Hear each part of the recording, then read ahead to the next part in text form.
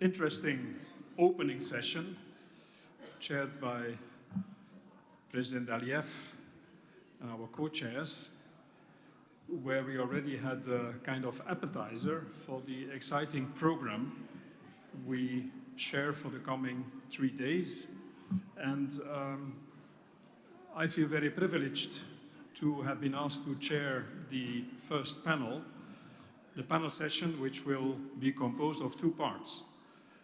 A first one where President José Ramos-Horta will kind of introduce the subject seen from his perspective, his views on what's happening in the world. And then a second part will be with fellow panelists that will join me here on the stage.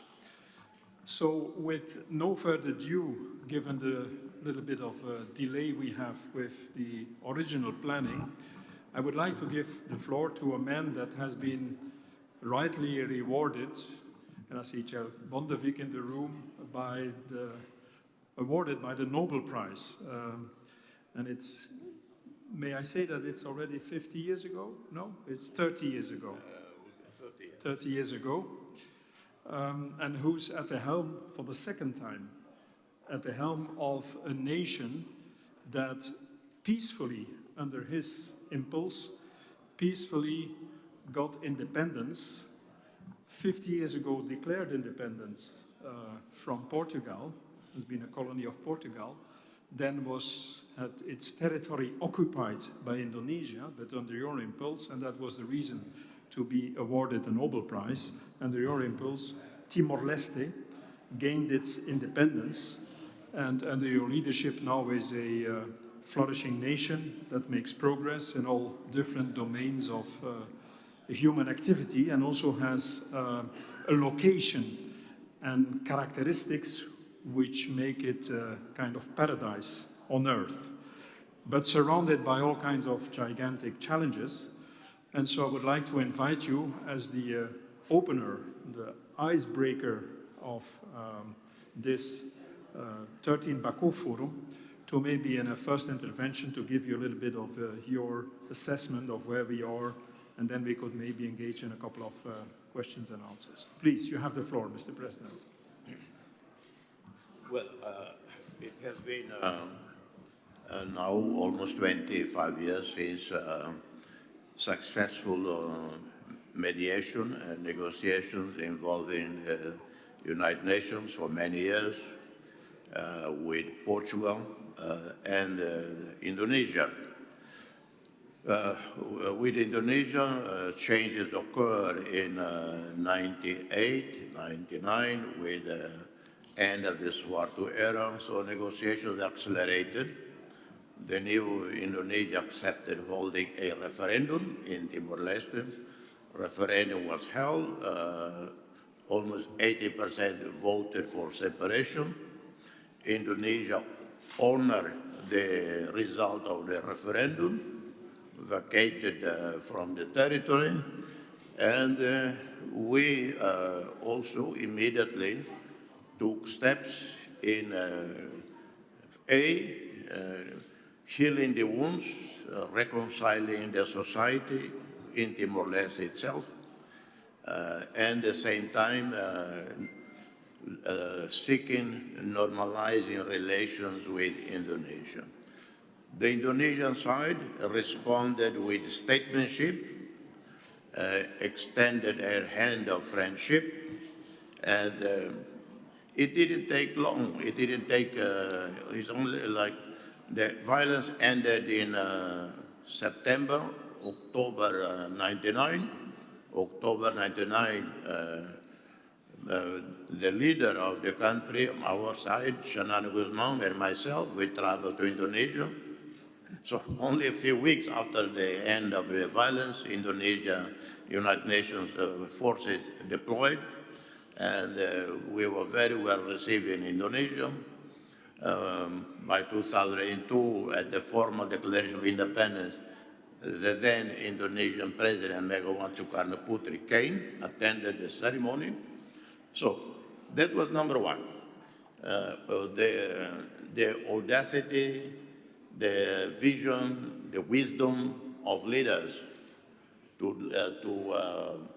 not to forget the past, because no one forgets the past, but do not allow the past, however tragic it was, to overwhelm, to asphyxiate the society of today and tomorrow. And I have to say, because often the role of Indonesian army, leadership is overlooked in the sense that the Indonesian army is still powerful then, as it is today, but it was the Indonesian army itself that agreed to the holding a referendum, agreed to honor the referendum, agreed to, in Indonesia itself, to pursue the democratic reforms till now. So the point is that leadership is everything. Leadership that leads people to safety, to tranquility, to reconciliation, to development, and the leadership that lead you to catastrophe. This happened in history, could have happened in Timor-Leste with Indonesia, but it has not. Today, we are a member of ASEAN, supported by Indonesia, Malaysia, and all the other ASEAN members. The country is absolutely at peace. We have a zero political violence. We have a zero ethnic-based or religious-based tensions or violence. We don't have organized crime. Partly, we do have it from outside trying to infiltrate in Timor, but we do not have homegrown organized crime. I often joke about it that because we are so disorganized as a country that we cannot have organized crime anyway. And so our economy is doing well. Investment, particularly from Japan, the biggest one right now, but also from Indonesia, Singapore, Malaysia, China, South Korea, and increasingly, and we have a growing relationship with the UAE. In 2029, we will chair ASEAN, a big challenge for us, but we are ready. So that's... Thank you. That's a fantastic journey. When we link it to the three essential concepts of this panel, being global security, the balance of power, and the role of international law, Timor-Leste, its successful journey to independence and how it is governed peacefully and located now in a region with all kinds of influences playing out. You have a vast experience of decades of witnessing global politics, but also being an actor of global politics and peacekeeping, peace building in your own nation, and also contributing to peacemaking and peace building abroad. What is your take on these three essential concepts? 21st century, we are 2026, 30 years after your Peace Prize, 50 years after Declaration of Independence. You depict a little bit of the history. We zoomed on Timor-Leste, but broadening the scope now on these three concepts. What is your wisdom you want to share based on your experience on how to handle for the best these three concepts that are challenged: global security, balance of power, the rule of law, the international rule of law, please? Let me say the following. We all know Ukraine relinquished nuclear weapons. How would the Ukrainians think about it today? Was it a mistake on their part? Libya relinquished the capacity to produce nuclear weapons. What happened to Gaddafi? What happened to them?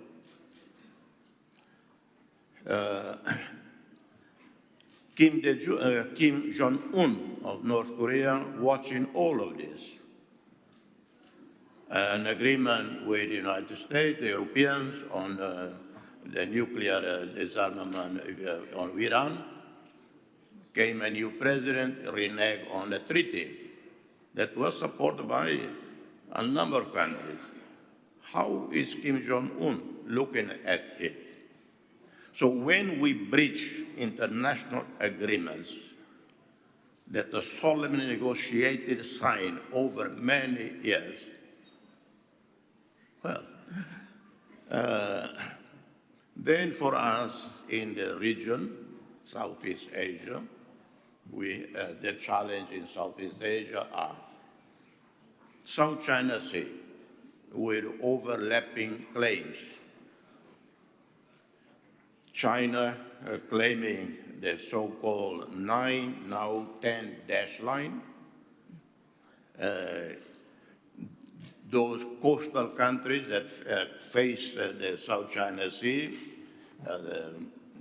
they have a claim to whatever they're entitled to under UNCLOS. This overlap shock with China. So if we do not honor international law, international agreements, then what is going to happen in China, South China Sea? Who has the morality, the integrity, then to challenge China on South China Sea if we all breach international law? It is, international law that developed over many, many generations that kept the fragile peace in the world. And is international law, is it a free ticket to oppress your population and how do you balance these values? Yeah, for us, and I think we can see from the experience today, whether you are small or you are big. For instance, I was asked in Paris a year or two ago, I gave a talk at Sciences Po. The school director asked me, Timor-Leste is so small, you probably have a very small economy, small trade, so why you worry about joining WTO, which we did, we were members of the WTO. I said, well, precisely, we are small, we are protected only by rules, when everybody respects, but even if we were 100 times, 1,000 times bigger, when we do not respect international law, rules, well, then you will have a conflict between the big trading partners, the big trading countries, over law of the sea, or over free passage, over the straight movement of thousands of ships unimpeded through the straits that are around the world, all of that. So it just, the world cannot live without rules, without international law. And the United States, the big powers, they all participated in them over decades. And then the US had robust participation in all of these international agreements. I remember I was in Paris for COP21. Me was my delegation, very small group of people, 5, 6 of us, and John Kerry, Secretary of State, looked for the Timor delegation to talk with us. So he came to my delegation. We talked about the Paris Agreement. So the then US administration of President Obama negotiated also with a small country, and at the time we were the spokespersons for the LDCs and small island development states. We had a say, and that's what should be. But now, God, which piece of international law is still valid today? And this is catastrophic. We know what happened when COVID happened. Tremendous dislocation around the world. Hundreds of millions of people lost back into poverty. Hundreds of millions. Child mortality, child labor, child slavery went back. Then, before we recovered from COVID, and we didn't recover from COVID fast enough, because there was no consideration on the part of the creditor countries, the banks, to review the debt of the LDCs, of the highly indebted countries. How can these countries impacted by COVID have a chance to recover? No, not a single gesture on the part of the richer countries. And then we had Russia's invasion of Ukraine. A typical example. We, Timor-Leste, far away. We are in Southeast Asia, next to Indonesia, next to Australia, Singapore. Overnight, with Russia's invasion of Ukraine, 25 kilos of rice that cost $11. And I'm telling you, I know the prices. I'm probably the only president in the world who drives my Willys, 1948 Willys. I go to the neighborhood, I buy the rice, I carry it to some villages up in the hills. So I know the price. It was $11 for 25 kilos, $4 for 5 liters of cooking oil. All of this, the rice jumped from $11 to $18, $19 overnight with the war in Ukraine. Cooking oil, the same. Millions were affected by the skyrocketing of the prices. No consideration on the part of the creditor countries to review the debt. And now we have U.S.-Israel attack on Iran. And frankly, I come from a small country. You can say we have zero relevance to the world. But please, at least if you invade Iran, all of that against the advice of your Arab friends, Saudi Arabia, Kuwait, UAE, Qatar, Bahrain, all of that. Please do not, because the consequences of an invasion, an intervention in Iran will reverberate around the region. This is what's happening and affect all of us.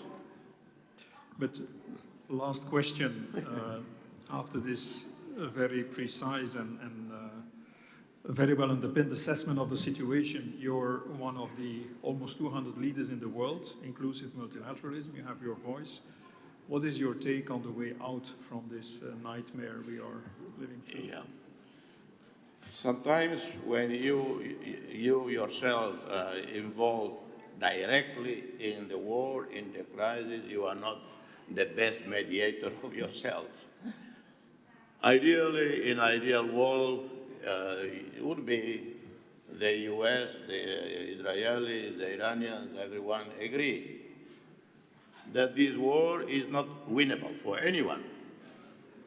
Ask some third party, maybe the Islamic Conference, the League of Arab States, countries like Indonesia, like India, Turkey, or Egypt, or whatever, some of these countries, that some directly impacted, but still, and with credibility on both sides, to try to talk. But first and foremost, the two sides agree on complete cessation of hostilities for the sake of themselves, of the Iranians, for the sake of the rest of the region, for the sake of America, immediate cessation of hostilities. Immediate cessation of any activity related to nuclearization of Iran that gave rise to this suspicion. That's one. and then take time. As long as the war stop, take time to go back to the negotiations that were mediated by Oman, and apparently was going well, and it was interrupted. That, I think, would be the only way to go. Thank you. That's what we have time for. Thank you very much for your view, your take. We could, of course, listen to you much longer than we have the opportunity to do now, but thank you very much. Thank you. Looking forward to see you again. Thank you. Should I get out? Thank you.